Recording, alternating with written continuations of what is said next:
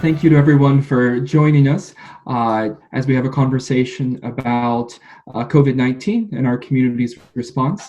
Uh, this afternoon, we're discussing the school district and education with a couple of special guests.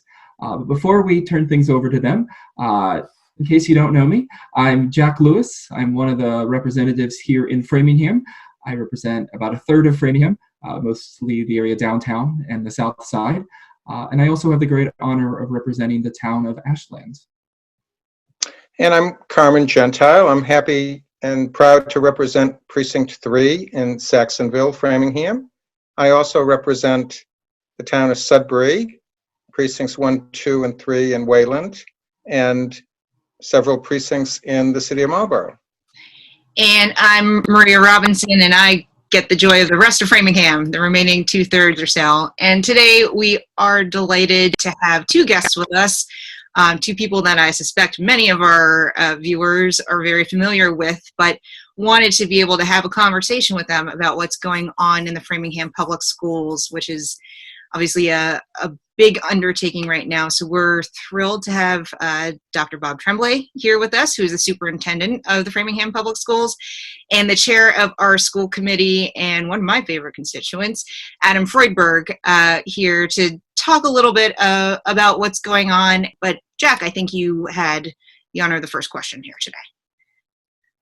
Excellent, and we are so excited to be rounding out the entire Framingham House delegation with Carmine Gentile joining us.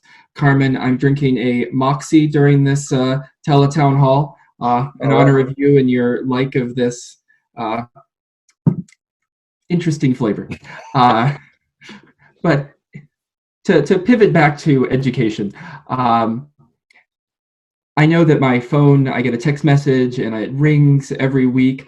Every time I see that Framingham School District number come up, my first instinct continues to be, the kids are going to be so happy tomorrow's a school day or snow day. But that's not the reality of what the last 3 months have been about. And I was hoping that the two of you could share a little bit about what the school department and the school committee have been doing to support families during these uncertain times. Sure, and thank you, representatives, all of you, for inviting the school committee chairman and I to this this event today. I was really excited to have this opportunity to share some of the work we've been doing. You know, thinking back, wow, it's May 12th. You know, so it was like 2 months ago. We were sitting in the Perini boardroom, planning for, you know, what if Framingham has a case of somebody with COVID-19? What do we do? I mean, we were all sitting around, you know, 2 feet apart from each other. Not 6 feet apart, you know, and brainstorming as a team, like, and the whole world has changed in that time, in these 2 months, and how we do business, the ways in which we do business. This empty classroom that I have, this virtual empty classroom, is sort of symbolic of kind of what our schools are. You know, they're empty classrooms, but we are supporting students still and families to the extent we can in this almost surreal environment.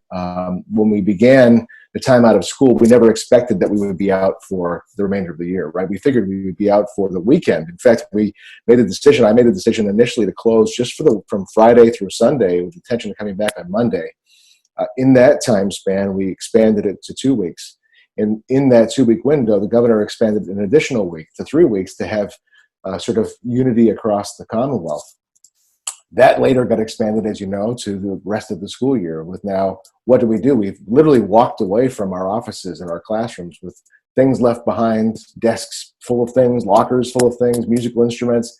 I mean, nobody expected not to be coming back. So we started from that vantage point of how do we support, what's the greatest need, thinking about sort of the hierarchy of needs. And one could argue that in the hierarchy of needs, food is probably as important as internet access. And if it weren't internet access, we wouldn't be having this sort of town hall here today, and certainly we wouldn't be able to engage as well as we are with our families. But the first order of business was to provide support to families through making sure that our students were nourished. As people who are watching or probably know, but maybe they don't, it's important to point out that for many, our schools provide more than just academic services.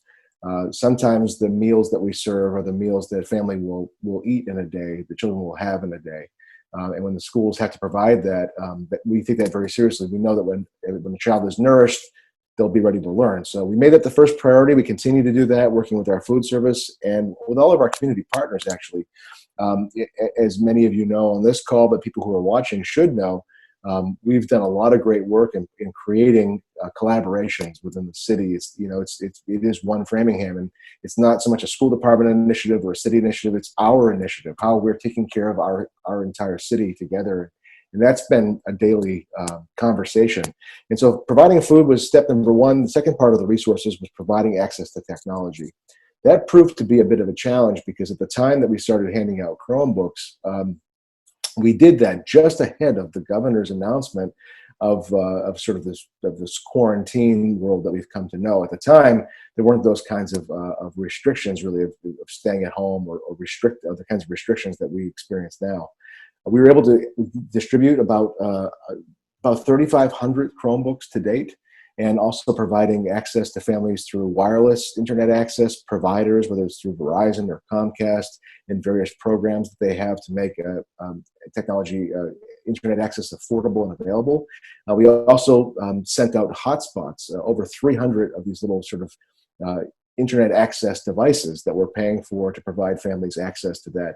We're also using this as an opportunity to do more with one-to-one. We had an initiative. We had planned to roll out a one-to-one school initiative in Framingham over the next 2 years. We had a changing of the guard, as it were, with technology directors. And, well, we got a jump start on that. We ended up doing a one-to-one initiative in a weekend instead of 2 years.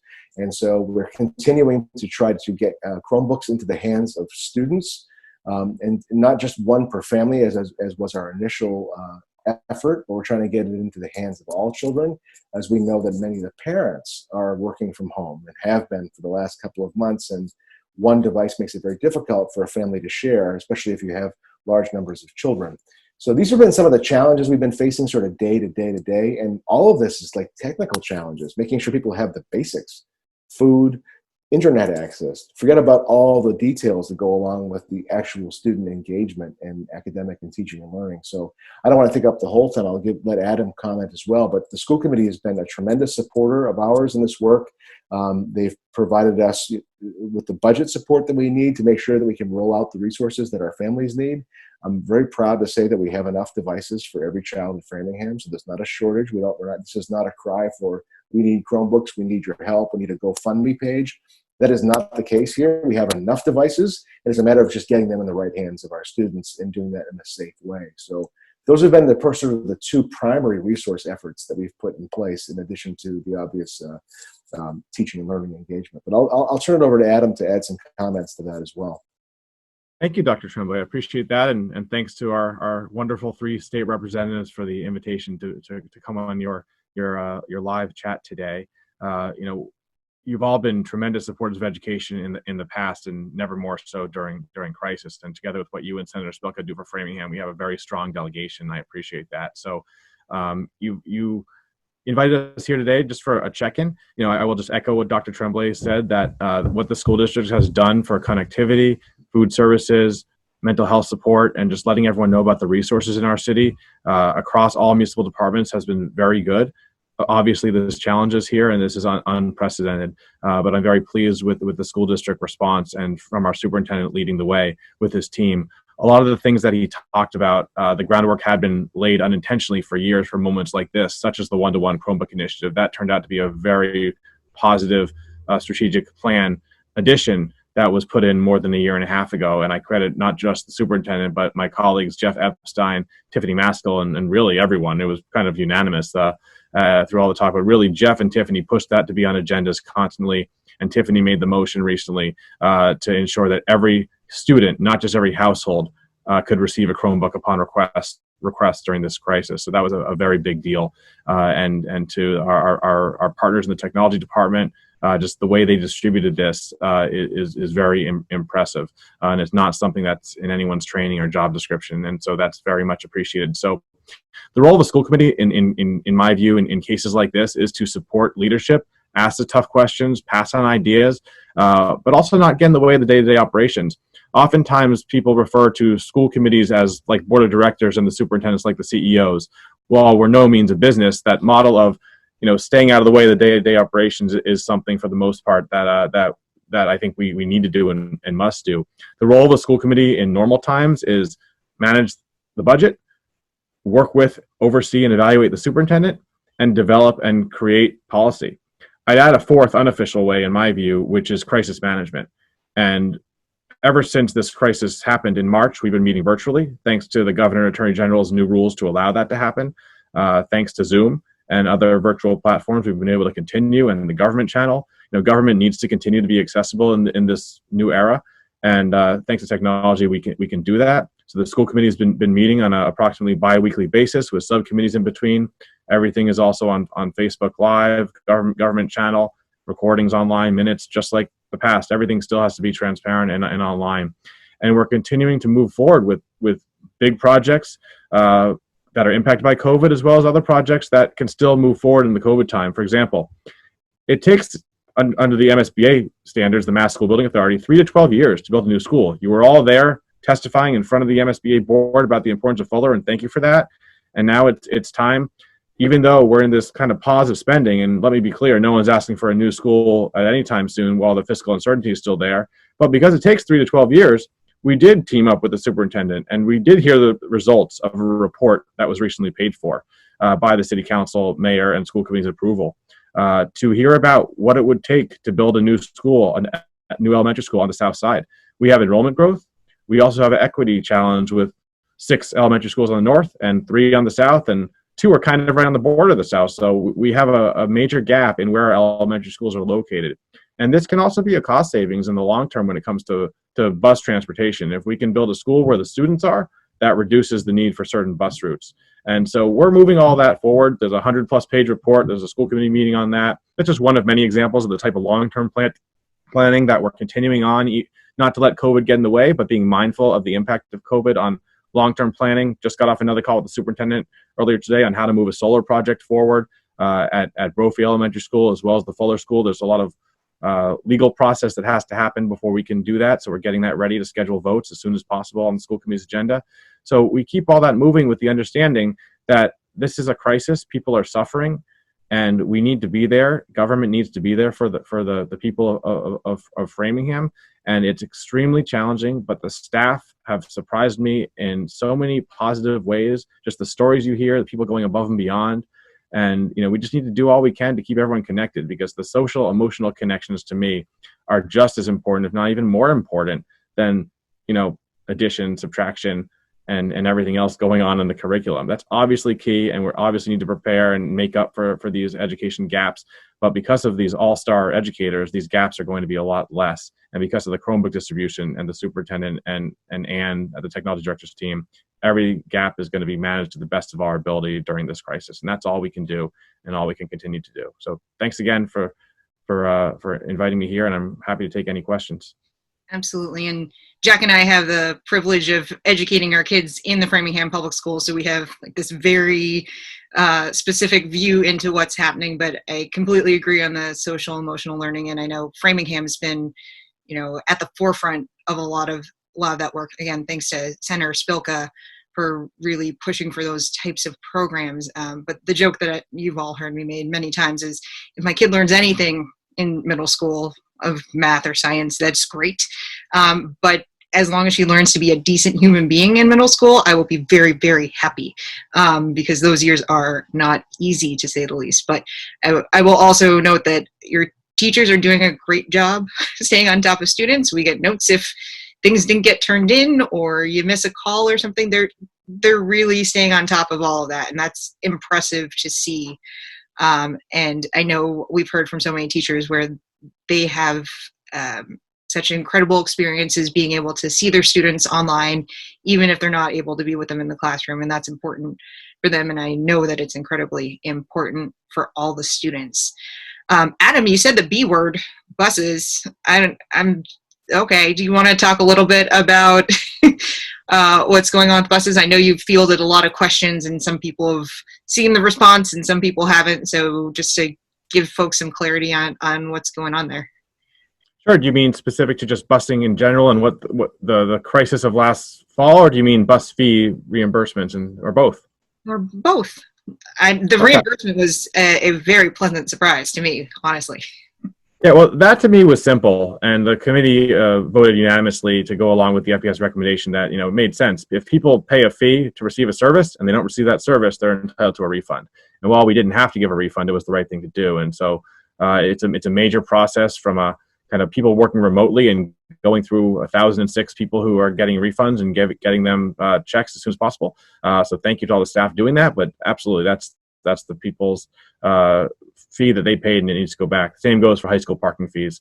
Every day prorated that the seniors and juniors weren't parking goes back to them. So that's one piece of it. Another aspect you asked for about is busing, and the superintendent and his business manager, Mr. Lincoln Lynch, have managed this very well in my mind, but it was obviously a huge challenge, and it's a challenge to have a vendor who doesn't work for you directly, running a complex bus system. It's also a very complex traffic pattern that most Massachusetts, if not all New England communities have. So we're not alone in that. We're not alone in the national recruitment problems of having bus drivers. But what it all came down to was we have 76 bus routes per day, and you need 76 drivers.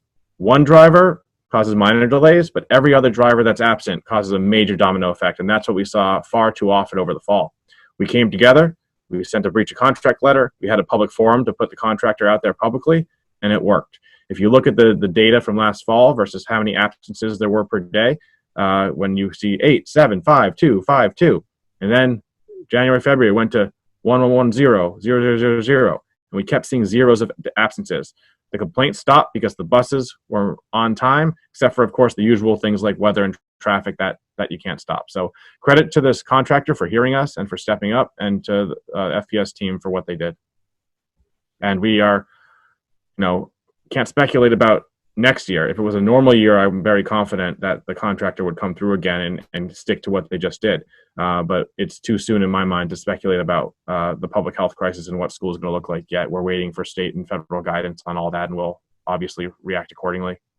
Yeah, I think for any of us to speculate what's going to happen even a month from now, let alone come August, September, is pretty foolish of us to do. And we're, again, just yesterday, I believe, the governor released his new plan for reopening in sort of 4 stages, but we all are being conscientious and very cautious about what that means. So let's talk about a couple of, basic things. For those of us who have kids who left things in schools, I think you guys have done a phenomenal job of trying to get belongings back to people. You want to talk a little bit about that? It's a surprisingly complex, multi-step process in an attempt to keep everybody safe and also get people their stuff back. Yeah, I'd be happy to talk a little bit about that. I mean, if you were to think back, if I were to give everyone a challenge and say, okay, we need you to somehow come up with a way to reconnect 10,000 students and 2,000 staff with all of their belongings in school, that would be hard. If I said, now do that and observe all the social distancing regulations, making sure you have appropriate face covering, 6-foot distancing, and there should be no interactions with people, no hugging, no getting out of cars.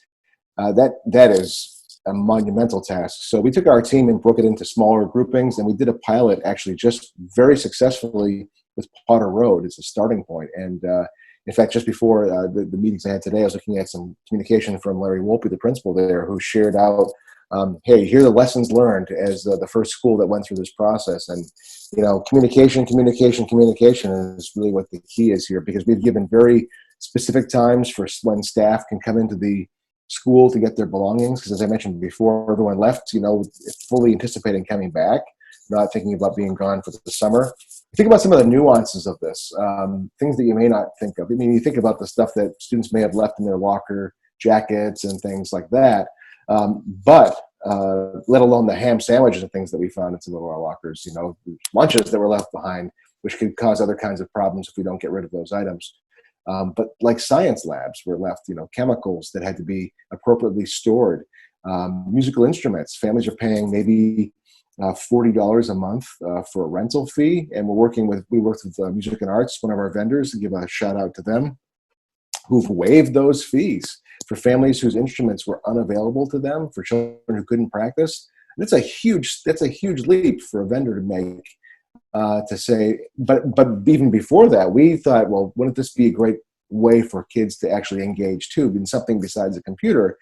They could practice their violin, or they could practice their saxophone, or whatever the instrument may be. So we arranged earlier on some sort of smaller scale, and people let us know that, yeah, my son, Johnny Smith, has a tenor saxophone.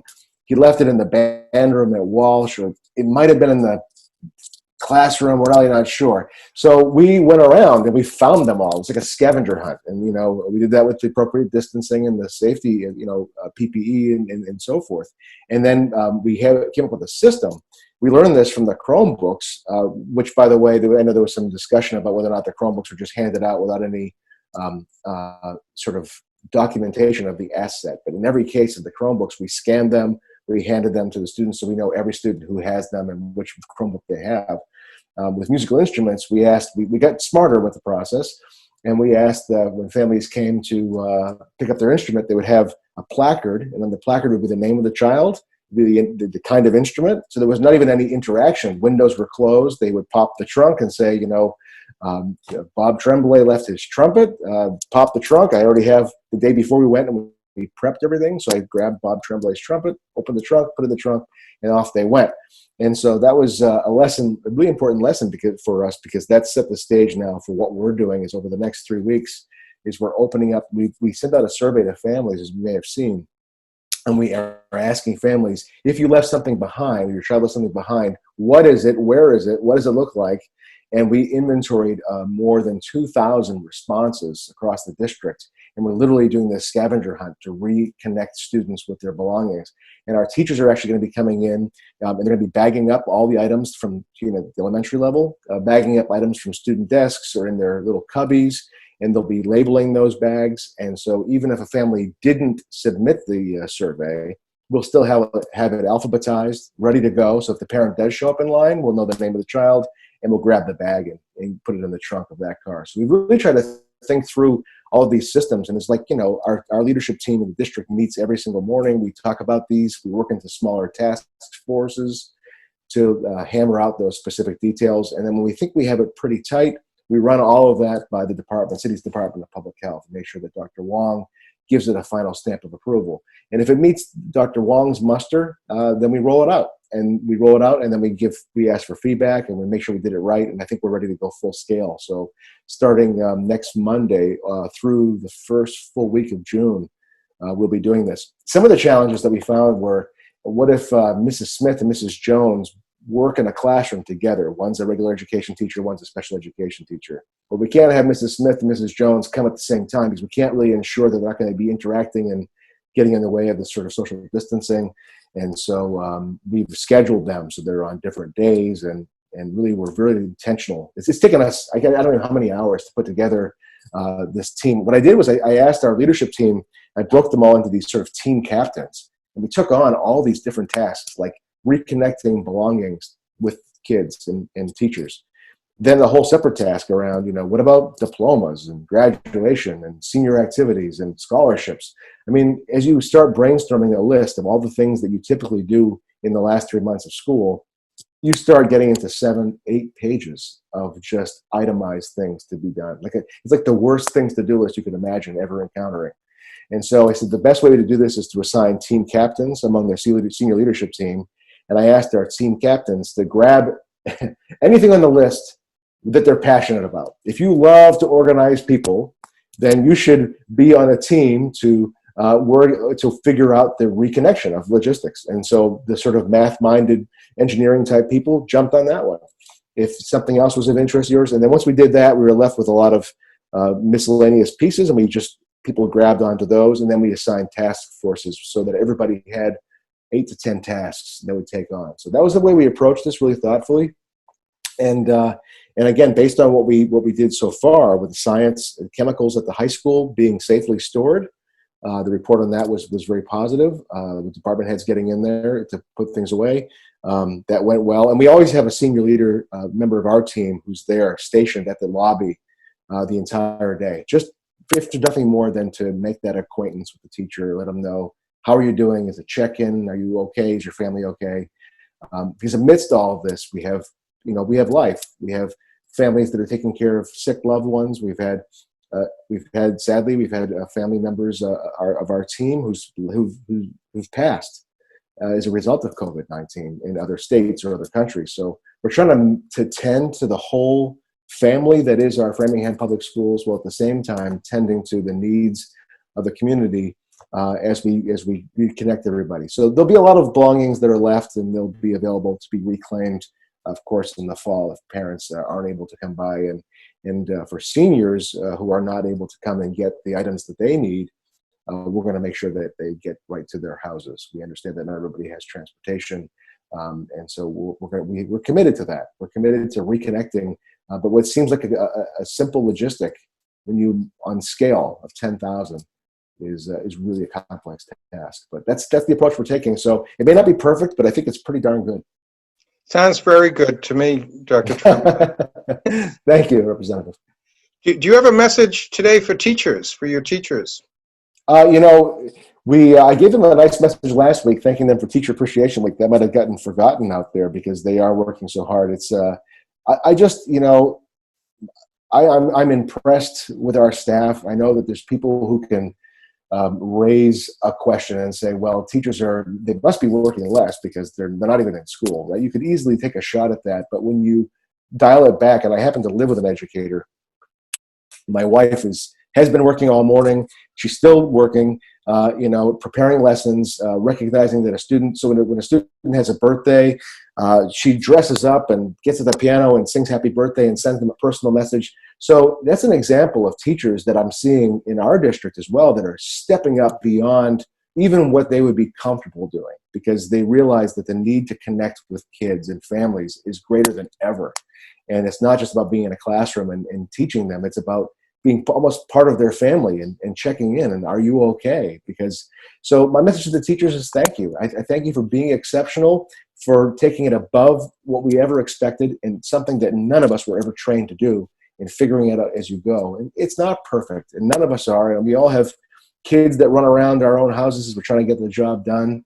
And I try to get 3 different rooms tonight to have this meeting, to try to get as quiet as possible in my own house, because they're frustrated with me sitting out in the kitchen all the time. And we make it work, but our teachers are stepping up in remarkable ways. So that's the message I would have for them. I would have just a big, big thank you for all of them. Well, thank you, Dr. Tremblay. And finally, do you have a message for parents and guardians of students? Yeah, I would ask for everybody's patience. That would be my big ask. I field, I respond to every single email I get, and even the ones that I have to close my laptop on and come back a day later because they're upsetting. Because I have to remind myself in that lens of the frustration that some may feel having to be, as many of you are, the primary educator at home. You're trying to do your job and also making sure you've read the lessons for the week, and you make sure your child is engaging in that. If you have more than one, that becomes complicated exponentially. And so I'm sensitive to that. But I would just also ask the parents to be understanding that none of us ever planned for this. There's no field practitioner's guide on how to do remote school from home for 3 months. It just doesn't exist. Even like the virtual school, TECA, right? So there's a whole school that's based on virtual education. Even that school relies upon periodic social engagement opportunities where students do come together and they talk and network. It's not purely remote. And so that distance is tough, and I think it's wearing on families. There's not a lot of time or room or opportunity to kind of give each other space, depending on the size of the house you're living in. And so I think patience is wearing on many, and I would just ask that people continue to be patient as our teachers are learning. Many of them are not adept at using technology in this way, and they're learning as they go, and they're doing a remarkable job at that. So I would just ask for the continued patience and for parents to know that we are listening to you, and much of the feedback that we get, we are trying to incorporate. We're never going to make everybody happy, I know that, but we sure do try to make as many families engaged and happy as we can. Dr. Tremblay, I keep reminding myself to be patient as well. So thank you for that reminder as a parent of some kids in the school district. Being patient with my kids, being patient with my spouse, Maria, Carmen, being patient with colleagues. It is an uncertain time where folks they know what tomorrow will bring because we seem to be living in this Groundhog Day of sorts, but we also, in the same vein, have no idea what tomorrow will bring. And there's some routine that's emerging, which is very helpful. Sunday night, we get an email. We start preparing what the week's going to look like for at-home instruction. The Alexa reminds us when the kids have their online conversations with their teachers. But I join parents in starting to wonder, like, what next month is going to bring, what the fall is going to bring. And I know there aren't answers, and so I don't invite you to make some up or to even speculate. But if you could share with us some of the questions you're asking yourself as it relates to the possibility of returning to school in a more traditional sense this fall. Yeah, no, thanks. So let me back up the comment you made too about the Sunday. That's a great example around feedback from families. We were initially sending out calendars, or in our mind, we send them out on Monday morning, start the week. But for many parents who are working, they didn't have enough time to process what the request would be, so they had asked for a weekend to have the calendar in advance. Of course, as you can imagine, that moves everybody's timeline back when to have the calendars completed. Bear in mind also that they have to be translated. And so now you have a calendar that's written by educators during the week. Then we need to have it's almost like, this must be the frustrations that paper editors for newspapers must feel like with a deadline. I could never be in that industry because it's a constant source of frustration, because everybody's queued up for their part of the responsibility. So when it's all done by noon on Friday, it gets to the translators. And now our translators, who, should deserve a weekend off, and our interpreters, they're working all weekend to make sure that they have everything translated for families for accessibility. And I'm not sure a lot of districts are doing that level of engagement like we are. I really think Framingham is setting the trend on that, and I'm really proud of that. So as much as I mentioned before, we plotted out sort of this long laundry list of, okay, we didn't think about closing school 3 months early, so what are all the things we have to be mindful of? And we call that document like a year-end considerations document. And this is even prior to the governor's announcement about closure for school. We try to think a little bit ahead in anticipating what's happening, although there's only so much of that you can do, given that every day, as you mentioned, is an unknown. So then we have this sort of second and third phase. The second phase being summer, because there's a function of what happens in schools at the end of the school year in that gap between the last day in June and the first day, say in August or September. And for many, it's summer camps, it's summer remediation, it's summer school, it's some level of engagement and learning that happens in summer. And then we start the fall school year. So those are the sort of the three phases that I envision. And so I created this document that I shared with our team, and I call it affectionately Framingham 2.0, which is kind of like the next iteration of our school district. And in there is a place to capture all those thoughts, things that keep people up at night. I think everybody needed a place to just brain dump all that information to then process it, but not to process it alone. And so that we could process it. And then once we start seeing it, everyone has it, this is the advantage of working remotely, actually, in the Google platform, is people can grab the text and put it in similar categories, and then suddenly categories blossom, and we call it, maybe this is an operations protocol category. And we have more questions than we have answers. And Adam can speak to this better as well as I can, because he lives in a lot of these documents that I share with him. And then we have parents that will raise questions. And so that's a great question. We probably should answer that for everybody. So we drop that into the document. And then it either comes up as a Q&A document, or the document that we're working on right now is really more of a guidelines document. And so we're doing this with some level of anticipation based on what the Lieutenant Governor just released for, as you mentioned, Representative Robinson, about some of these sort of workplace returning standards. We know that there's going to be some specifics that will be for schools that will be maybe a little bit different. I'm not clear on what's going to happen with school bus protocols in terms of social distancing. I don't know how you achieve that in a school bus. I don't know how you achieve that in a band rehearsal or a chorus rehearsal or in the lunchroom. We were on a call today. I invited my entire leadership team to join on a call with administrators from around the globe. Actually, it was through NEAS, the New England Association of Schools and Colleges, for the accreditation. But they also have a symposium. And these are world leaders. We have leaders from school heads from Korea, Germany, Denmark, all around the world, giving reflections on their reentry back to school, what they faced, what they did, what they're doing. In many of those cases, as you can imagine, they're international, they're American international schools. So they definitely have a smaller total number of students that are in their schools. And in those cases, they either had staggered returns to school, where they had either lower grades in some cases that started first, or in other cases, they had older students return first. It was staggered. Then they had these sort of protocols of having to wear a mask, having to face covering rather, or having to do daily thermal. They had a thermal scanner camera at the entrances, so as students are walking in, there's a thermal scan of every student coming in. So if you have a fever, you can't come to school that day. So there's a lot of logistical things that we're hearing from around the world. And then if they have special areas to contain a student if they happen to develop a fever. And then there's been cases too where they brought students back and then the whole class had to be sent back home again because there's a student in that class that had a fever. So there's all kinds of challenges that are being unearthed that we were able to talk in sort of real time with school leaders this morning. That was really eye-opening in many ways.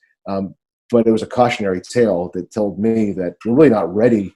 We don't have this quite figured out as to how we go back.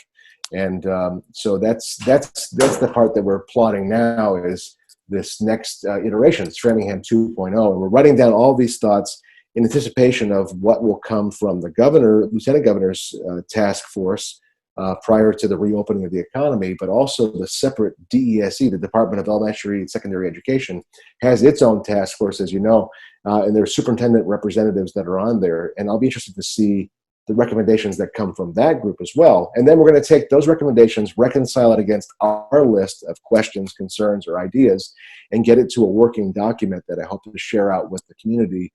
Probably, I'm shooting for the first week in June or so that we have some anticipation of what it will look like for the return to school. Some of the areas of challenges that will be, in my view, likely impossible. If there's a recommendation to have class size at 15 students, as it happened in Denmark and Germany and other places, that will be very difficult, if not impossible, to achieve in our school district, given that we have an increased enrollment of over 220 students over last year's enrollment. And that would mean us taking things like having classes in gymnasiums or larger space to honor the social distancing rules. But in doing so, by the way, physical education is one of the required pieces of the curriculum. So if you take it away because you're having a gym space for classroom space, now we're violating Mass General law, as it turns out. So there's all kinds of challenges that will come, but not just for Framingham, obviously for everybody across the Commonwealth and in the world. Transporting students still remains number one. How do you do that? If you were trying to achieve maybe a student every other seat or something like that, you'd have to add drivers, you have to add buses, you have to add runs to the school day to make that happen. So we're prepared to handle all those logistics as they come, as we have more guidance on that. But that's some of the thoughts that are going through our head about reopening. It's a very complicated question. It's for summer programming, to back up to that middle phase. My gut instinct right now is to engage remotely for summer, because I think that we have so many unknowns about September. How could we possibly have those ready for June, if you just think of it working backwards that way? That said, though, there also seems to be opportunities here for sort of soft reopenings to test drive. And so where there's opportunities for us to transport small numbers of students with the appropriate distancing, particularly students who are on IEPs, who need services that they've been missing, and to try to provide that for children as we can, I think that's worth looking at. But again, we're going to be waiting on some guidance from the governor, I'll be watching eagerly this week to see what comes forward on that. So that's what we're trying to calibrate. And but we've been thinking about going back to school for quite some time and how to get there. It's a long answer. I apologize. I just wanted to share my stream of consciousness with you. Can I briefly expand on that a little too? I mean, wow, it's disconcerting, of course. It really is. It's a shock. You have to pinch yourself. This is real sometimes after hearing those type of things, but it is. And just like you said, you want all parents to be and guardians to be patient. I say that every week to my kids. It's my dad joke. The word of the week is patience, and they kind of roll their eyes right now. But it's true, and we're not going to know anything for certain about going back to school for a while. We still have 3.5 months, so I will say there is some positive attributes is that we have that, and we have real world data coming in that Dr. Tremblay mentioned from other countries. We have a lot of real world test cases that will influence the DESE commissioner and the governor's guidance and public health guidance on going back to school. So we just need to be ready to adjust to something. We have that. We have some lessons learned from the Framingham History Center of the 1918 flu and what going back to school was then. Obviously different world, but there are still some lessons that can be learned back then of how kids reintegrated after a lot of time off during the last pandemic. And then when it comes to the school committee's role in all this and the city role and even the state, it's the budgetary implications of all this. None of what Dr. Tremblay said is budgeted for next year. And that is one of the largest challenges that the whole nation will be facing when it comes time. Everyone understands the importance of schools, and how do you make it work under these new circumstances with the costs that are just there. It's true. They're true costs. They're not new costs or hidden costs or, wishes. If you need more bus routes, you have to pay for them. If you need more staff, you have to pay for them. If you need PPE and other standards, you need to pay for them. You sometimes need to negotiate contracts. It's a challenge, but it is one that we're ready for in Framingham. We have a very, very diverse school committee with a lot of expertise, and the leadership team at FPS and the union are all getting along and ready to tackle these challenges. So we're there for the months ahead. And, it all comes down to me when it comes to the budgetary aspect of this, of a federal bailout. Is that real or not? And we can't expect it, but we need to lobby for it and be ready for it and explain how much it will help. And if it doesn't come, we need to be ready, and we are. And we're continuously having municipal budgetary discussions at every meeting and planning before then. And what you're all doing at the State House, now remotely, is appreciated, and you are all champions of the Student Opportunity Act. And it's so depressing and disappointing that absent a federal bailout, in my mind, is likely not going to happen. But how can that be minimized? How can the usual state support that comes for education still be there? And I know you're working hard to make sure that Dr. Tremblay and the school committee have as many state tools as possible. Absolutely. And I think Framingham has a lot of, and all the reasons why I came to Framingham are also sometimes deep challenges, right?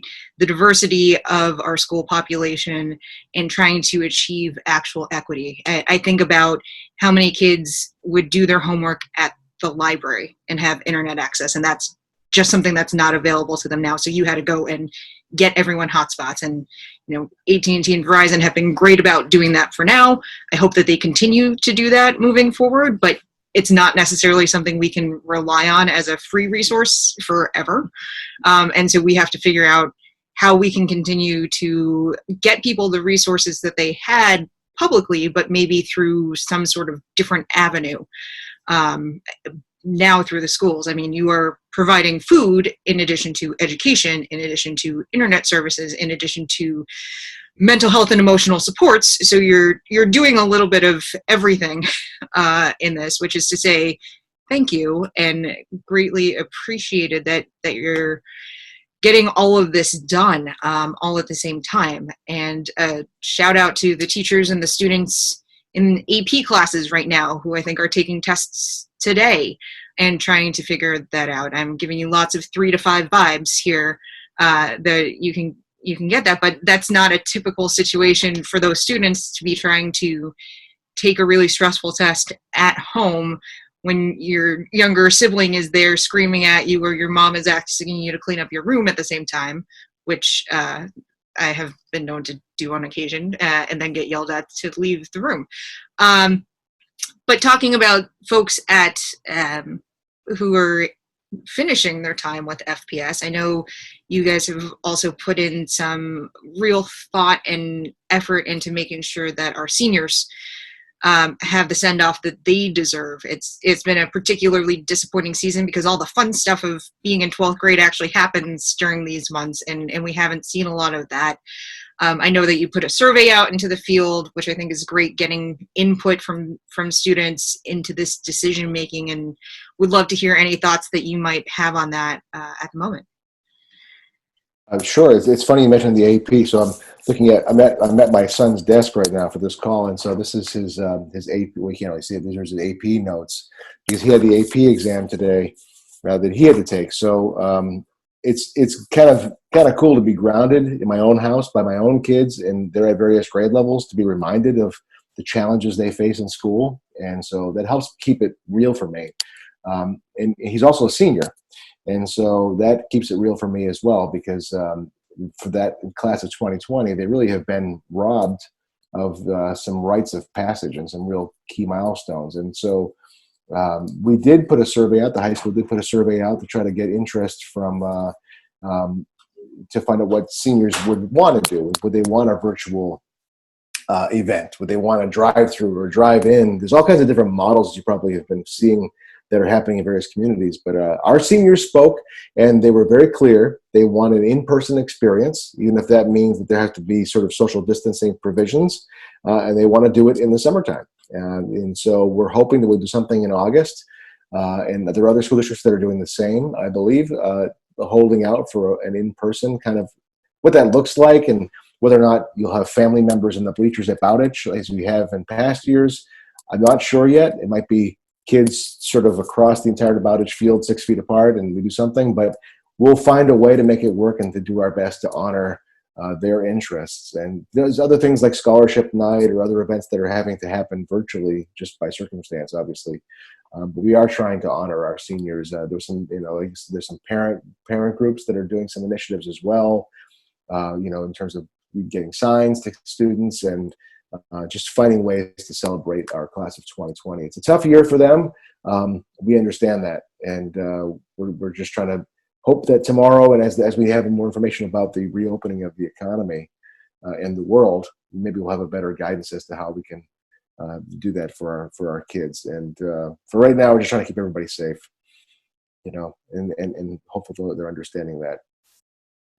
As a parent and as a state rep who regularly interacts with constituents who have kids in the school system, I just want to again echo our gratitude for what you're doing. We all know that school is so much more than quizzes and tests. It is those things, and our teachers and our kids are figuring out how to do that aspect of education. But as you've said over the last 45 minutes, both of you, what goes on in the school building is so much more than tests and quizzes. We have long moved past a mindset of education as this deposit model where our kids' brains just need to be opened up, we deposit the information, and we shut it. If that were all that education were, some good documentaries on Netflix could really meet that need. But education is so much more than that. It's learning to play an instrument. It's learning to be friends with someone who maybe you don't think you have anything in common with. It's being challenged by teachers. It's being challenged by teachers to dream of alternative possibilities. And these are all things that aren't easily done via the internet. But as Maria said, I've watched my kids' teachers interact with them via something very similar to this. And it's beautiful to watch because when the kids are in the classroom, unless there's something going wrong, we don't always get that day-to-day update. And to see our great Framingham teachers educate our kids, there are some hiccups. Not everything they want to do works out. But it's just been great to get a weird glimpse while also remembering that I need to be patient with them as they resist the idea that we can teach them anything as their parents, and that their teachers maybe didn't want them to carry the one or do whatever form of math I learned in the 80s or 90s. But yeah, just grateful for all that you're doing. We have time for maybe one more question. I'm looking to both my colleagues to see if they have any they want to throw out there. Sure. Well, I actually just wanted to comment on one thing. I think, Adam, you mentioned the budget. And one of the things that I know all three of us really appreciate about the Framingham Public Schools is the emphasis on the arts and what some people would call more extracurricular things. And to me, the pandemic just really emphasizes the need for those creative learning outlets. I have a countdown now until Hamilton comes out on July 3rd to be able to watch it for theater. I'm reading books more than ever.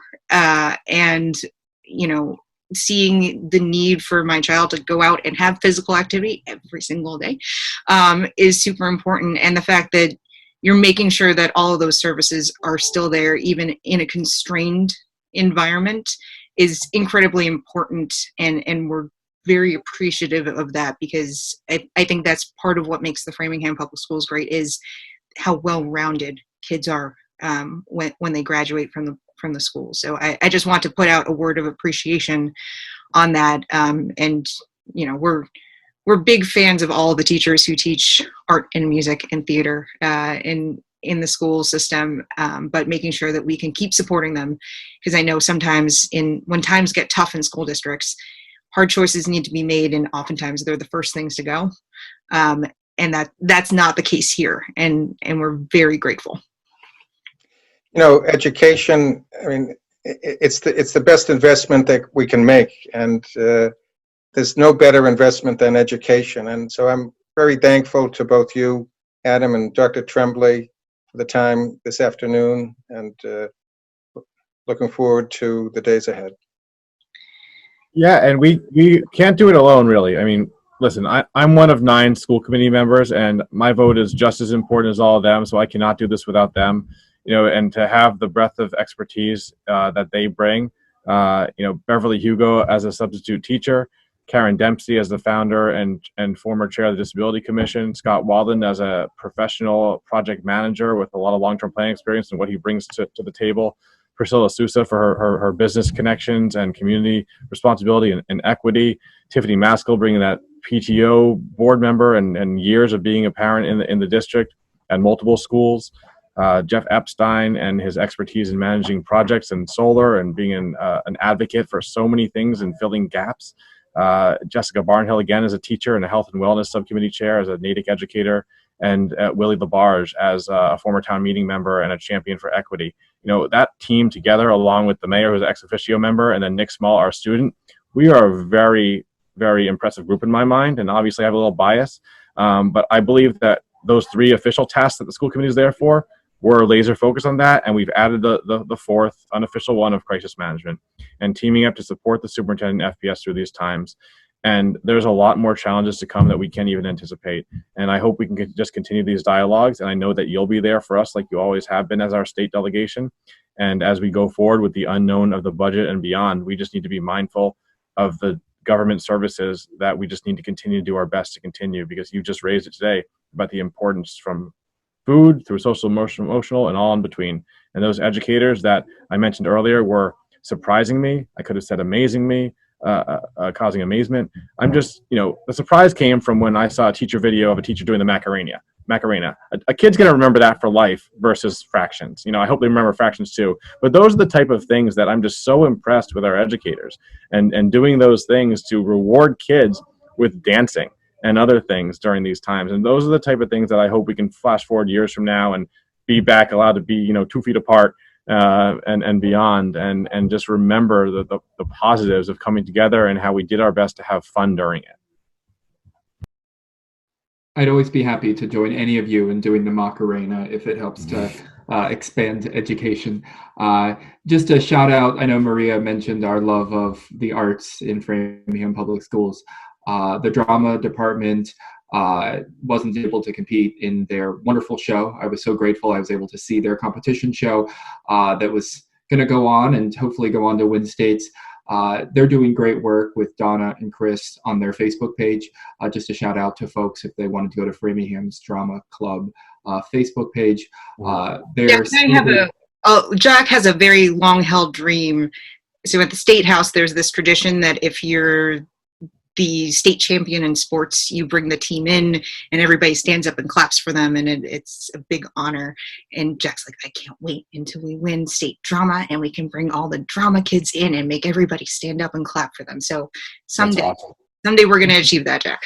It is true. This year wasn't the year, but the Donna and Chris and the great team are honoring all of the students with Target Facebook posts celebrating their years in the drama club.